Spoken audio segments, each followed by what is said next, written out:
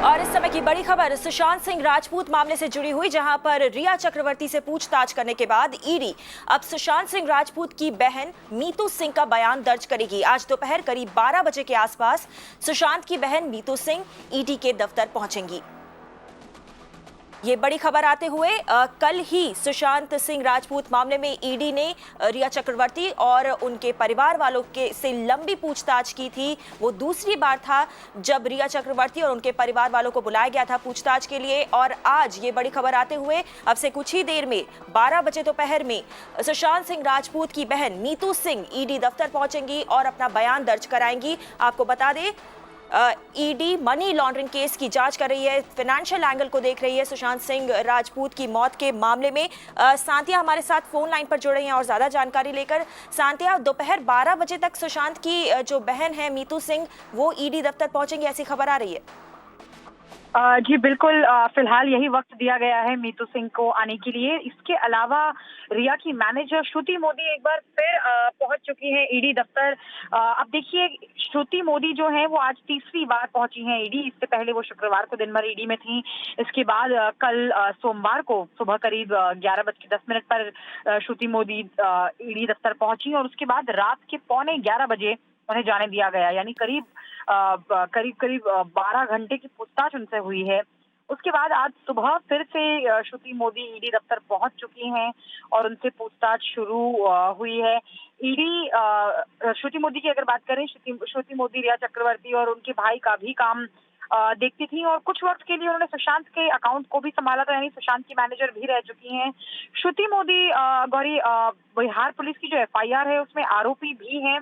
रिया और उनके परिवार के साथ साथ श्रुति मोदी पर भी आरोप है सुशांत के पैसे में हेराफेरी को लेकर। इसीलिए ईडी उनसे इस तर्ज पर पूछताछ करेगी कि ये जो आशंका है परिवार की कि 15 करोड़ रुपए और बाकी जो रुपया गायब है सुशांत के अकाउंट से वो साइफन ऑफ हुआ है, उसमें श्रुति का क्या किरदार है, बाकी परिवार के लोगों का यानी कि चक्रवर्ती परिवार के लोगों का क्या किरदार है, उन सब पहलुओं पर श्रुति से ईडी पूछताछ करेगी। दो बड़ी खबरें आती हुई इस समय ईडी दफ्तर में। श्रुति मोदी जो कि रिया चक्रवर्ती की मैनेजर बताई जाती हैं, उनकी लगातार दूसरे दिन क्वेश्चनिंग की जा रही है। ईडी दफ्तर पहुंच चुकी है श्रुति मोदी। कल भी इनसे पूछताछ की गई थी और आज भी पूछताछ की जा रही है ईडी दफ्तर में। और साथ ही कुछ ही देर में दोपहर 12 बजे के करीब सुशांत सिंह राजपूत की बहन मीतू सिंह अपना बयान दर्ज करने के लिए ईडी दफ्तर पहुंचेगी। सांतिया हमारे साथ फोन लाइन पर बनी हुई है। ईडी की जो जांच चल रही है, तेजी से आगे बढ़ रही है, उसके बारे में और जानकारी देने के लिए आपको याद दिला दें कि सोमवार को ईडी ने रिया, उसके भाई और पिता से दूसरी बार पूछताछ की थी। ईडी की जो पूछताछ थी करीब 10 घंटे तक चली थी। सुशांत के फ्लैटमेट सिद्धार्थ पिठानी और पूर्व बिजनेस मैनेजर श्रुति मोदी से भी सवाल जवाब किया गया था। श्रुति मोदी को एक बार फिर से आज बुलाया गया है और फिर से उनसे पूछताछ की जा रही है। ईडी रिया और उसके परिवार के खिलाफ मनी लॉन्ड्रिंग, रियल एस्टेट में किए गए इन्वेस्टमेंट्स और जिन कंपनियों में सुशांत और रिया पार्टनर थे उनकी पड़ताल कर रही है। सांतिया हमारे साथ फोन लाइन पर बनी हुई हैं। सांतिया, कल जो पूछताछ हुई थी वो काफी लंबी चली, करीब करीब बताया जा रहा है 10 घंटे की पूछताछ थी। क्या कुछ निकल के आ रहा है? किन मुद्दों पर बातचीत हुई रिया और उनके परिवार वालों से ईडी टीम द्वारा? देखिए, कल ईडी का ज्यादा ध्यान सबूत जुटाने में था, ऐसा ईडी के सूत्रों का कहना है। यही वजह थी कि रिया के मोबाइल से जो भी डेटा था वो ईडी ने कलेक्ट किया है। ईडी ये उम्मीद भी कर रही है कि जो डिलीट प्रूफ है वो डेटा भी किसी तरह से रिट्रीव कर लिया जाए। इसके अलावा कुछ दस्तावेज मंगवाए गए थे रिया चक्रवर्ती से। देखिए, 3 पहलुओं पे ईडी का ध्यान है। पहला कि जो मनी लॉन्ड्रिंग का आरोप है, पैसा साइफन ऑफ करने का आरोप है, वो पहला सबसे अहम मुद्दा है ईडी की पूछताछ का। दूसरा, रिया चक्रवर्ती द्वारा जो फ्लैट खरीदे गए हैं उनका सुशांत के पैसों से कुछ लेना देना है या नहीं, या जो साइफन ऑफ किए गए हैं पैसे जो कि आरोप है उससे कुछ लेना देना है या नहीं।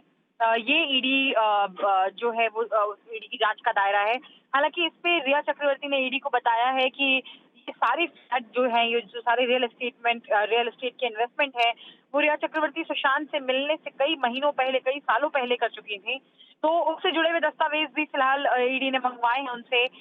तीसरी चीज, जो 2 कंपनियां हैं जिसमें से एक कंपनी में रिया के भाई और सुशांत पार्टनर्स थे और दूसरी कंपनी में रिया के भाई और सुशांत पार्टनर्स थे, इनमें किस तरह के फाइनेंशियल ट्रांजैक्शंस होते थे, पैसों की लेन-देन होती थी, किस तरह का टर्नओवर था, क्या होता था, इन सब चीज़ों से जुड़ी हुई बातें भी ईडी के जाँच के दायरे में है पता करना। फिलहाल के लिए श्रुति मोदी ईडी दफ्तर पहुंच चुकी हैं और कल जो है रिया चक्रवर्ती और उनके भाई और पिता की पूछताछ करीब 10 घंटे तक ईडी दफ्तर में चली थी। जी शुक्रिया सांतिया इस पूरे अपडेट के लिए। तो इस समय बड़ी खबर यह आते हुए कि एक बार फिर से रिया की मैनेजर श्रुति मोदी एक बार फिर से ईडी दफ्तर में पहुंच चुकी है। लगातार दूसरे दिन उनसे पूछताछ करेगी ईडी की जांच टीम और साथ ही दोपहर 12 बजे सुशांत सिंह राजपूत की बहन मीतू सिंह भी ईडी दफ्तर पहुंचने वाली हैं और अपना बयान दर्ज करवाएंगी। कल ही रिया और उनके परिवार वालों से करीब 10 घंटे तक ईडी ने पूछताछ की थी। सुशांत सिंह राजपूत से ही जुड़ा हुआ एक और अपडेट आपको दे देते हैं। आज सबकी निगाहें सुप्रीम कोर्ट पर भी होंगी क्योंकि रिया चक्रवर्ती की याचिका पर होने वाली सुनवाई सुप्रीम कोर्ट में होनी है। आपको बता दें रिया ने केस को बिहार से मुंबई ट्रांसफर करने की गुहार लगाई थी। हालांकि ये मामला अब सीबीआई के पास है। ऐसे में यह देखना दिलचस्प होगा कि देश की सबसे बड़ी अदालत इस पूरे मुद्दे पर क्या फैसला लेती है। आपको बता दें ये बड़ी खबर आते हुए इस समय मीनाक्षी भांजा हमारे साथ फोन लाइन पर हैं ज्यादा जानकारी लेकर। मीनाक्षी, देखने वाली बात यह है क्योंकि अब ये पूरा का पूरा मामला सीबीआई के हाथों संभाला जा रहा है, सीबीआई इसमें जांच कर रही है। तो जो रिया की याचिका है उस पर आखिर सुप्रीम कोर्ट का क्या रुख रहेगा, क्योंकि रिया ने अपनी याचिका में साफ तौर पे कहा है कि वो जांच मुंबई पुलिस द्वारा चाहती है।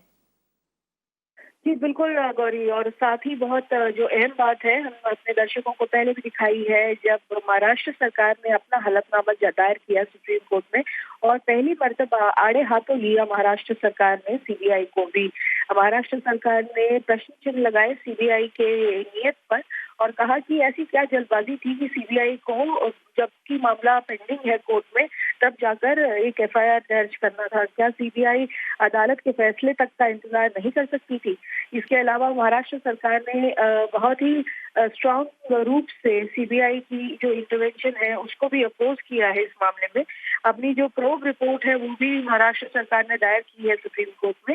साथ ही जो हमने देखा था पिछली हियरिंग में हुआ था, सुशांत सिंह राजपूत के जो परिवार है उन्होंने संगीन आरोप लगाए हैं रिया पर। ये बात अब बिल्कुल कॉमन नॉलेज है जिसे कहते हैं गौरी। और साथ ही जो बिहार सरकार है उसने भी ये आरोप लगाया था कि जो टैंपरिंग विद एविडेंस है उसके चांसेस बहुत हाई हैं। ऐसे बैकड्रॉप में हमने देखा था कि कल रिया चक्रवर्ती ने भी एक एडिशनल हलफनामा जिसे कहते हैं वो दायर किया था सुप्रीम कोर्ट में और उसमें उसने पहली मर्तबा बिहार चीफ मिनिस्टर नीतीश कुमार की तरफ भी एक उंगली उठाई थी।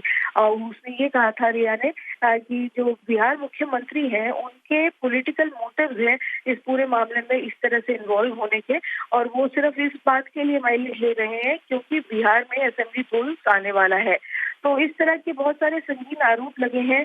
लेकिन जैसे आपने कहा इस पूरे जो इम्पास की बात है ज्यूरिसडिक्शन को लेकर वो केवल सुप्रीम कोर्ट का जो ओपिनियन है वही इस इम्पास को ब्रेक कर सकता है। जी शुक्रिया मीनाक्षी इस पूरे अपडेट के लिए। सुप्रीम कोर्ट में होने वाली इस अहम सुनवाई पे हमारी नजर बनी रहेगी। रिया की याचिका पर आज सुप्रीम कोर्ट सुनवाई करने वाली है।